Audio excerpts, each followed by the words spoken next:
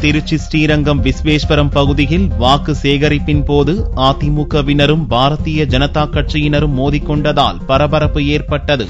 அதிமுக பொதுச் செயலாளர் ஜெயலலிதா தகுதி இழந்ததால் வரும் 13ஆம் தேதி ஸ்ரீரங்கம் தொகுதியில் இடைத்தேர்தல் நடக்கிறது. அதிமுக, திமுக, பாரதிய ஜனதா, மார்க்சிஸ்ட் கம்யூனிஸ்ட் கட்சிகளின் வேட்பாளர்கள் உள்பட 29 பேர் களத்தில் உள்ளனர். தேர்தல் நெருங்கிவிட்ட நிலையில் பிரச்சாரம் உச்சகட்டத்தை எட்டியுள்ளது.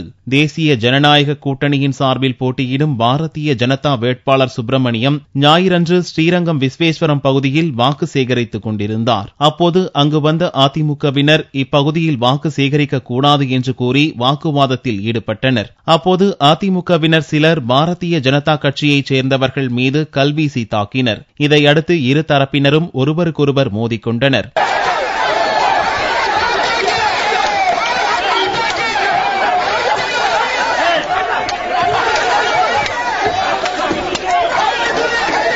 வாக்கு சேகரிப்புக்கு உடன் வந்திருந்த தேமுதிக மாநகர செயலாளர் விஜயராஜனின் கார் தாக்கப்பட்டு கண்ணாடிகள் உடைக்கப்பட்டன. இச்சம்பவம் குறித்து புகார் தெரிவித்த பாரதிய ஜனதா வேட்பாளர் சுப்பிரமணியம் தொகுதிக்குள் உள்ள வெளிமாவட்ட ஆட்களை உடனடியாக வெளியேற்றிவிட்டு தேர்தலை 2 வாரம் ஒத்திவைக்க வேண்டும் என்று வலியுறுத்தினார். தேர்தல் கமிஷன் பாராமுகமாக ஒரு பூத்துக்கு 60 கார்கள் 70 கார்கள் என்று அங்கு இருந்து கொண்டிருந்தன.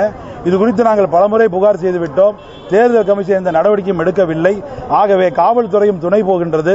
இந்த தேர்தல் நியாயமான முறையிலே நடக்கும் என்பதற்கு எந்தவிதமான எங்களுக்கு ஐயப்பாடு இருக்கின்ற காரணத்தினாலே இந்த தேர்தலை வெளியூரில் தங்கியிருக்கக்கூடிய அனைவரை அப்புறப்படுத்திவிட்டு இந்த தேர்தல் 2 வாரம் ஒத்திவைக்கப்பட வேண்டும் என்பது எங்களுடைய கோரிக்கை. இதேபோன்று கம்பரசம்பேட்டையில் வாக்கு சேகரிக்க சென்ற மார்க்சிஸ்ட் கம்யூனிஸ்ட் கட்சியினரை அதிமுகவைச் சேர்ந்த சிலர் தாக்கியதாக குற்றம் சாட்டப்பட்டுள்ளது. இச்சம்பவத்தை கண்டித்து மார்க்சிஸ்ட் மாநில செயலாளர் ஜி. ராமகிருஷ்ணன் தலைமையில் அக்கட்சியினர் கரூர் திருச்சி தேசிய நெடுஞ்சாலையில் திடீர் சாலை மறியலில் ஈடுபட்டனர்.